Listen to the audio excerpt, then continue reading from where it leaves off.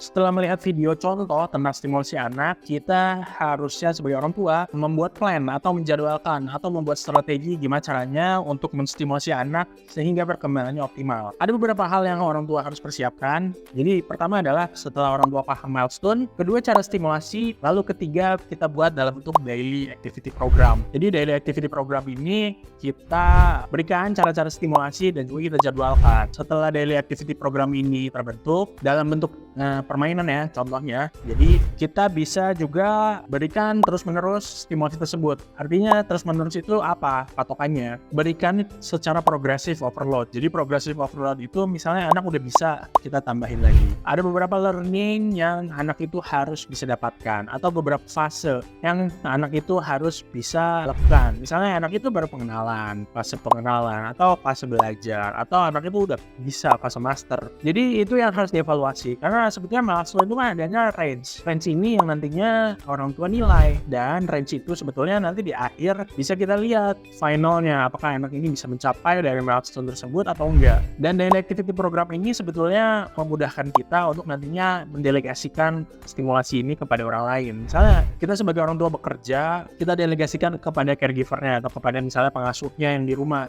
Misal di rumah harus diapain aja, jam segini harus ngapain, jam segini harus apa, dan sebagainya. Ini ada contoh daily activity program, dan sebetulnya ini harusnya dibuat secara keseluruhan ya. Nggak cuma anak itu terstimulasi, tapi juga nantinya ada jadwal makan, jadwal dia tidur, bermain ya. Bermain itu termasuk stimulasinya, apapun itu. Dan ini bisa dibuat sebetulnya. Kalau ini jadwalnya sesuai, bisa jadi nantinya nggak cuma perkembangan, pertumbuhan juga bagus, orang tua jadi lebih objektif untuk menilai anak. Akhirnya anak itu bisa tumbuh dan kembangnya optimal. Tadi balik lagi, ketika tumbuh kembangnya optimal, kita mempersiapkan fondasi anak untuk siap di kemudian hari. Siapnya dalam arti otaknya itu kita optimalkan di usia emas. Atau misalnya kita sesimpel mempersiapkan fondasi anak sehingga anak itu bisa belajar higher kognitif atau kognitifnya lebih tinggi lagi di kemudian hari. Anak itu udah siap gitu, software dan hardware-nya udah mumpunin gitu. Walaupun nanti belajar hal yang lebih sulit lagi, anak ada kesusahan pasti, tetapi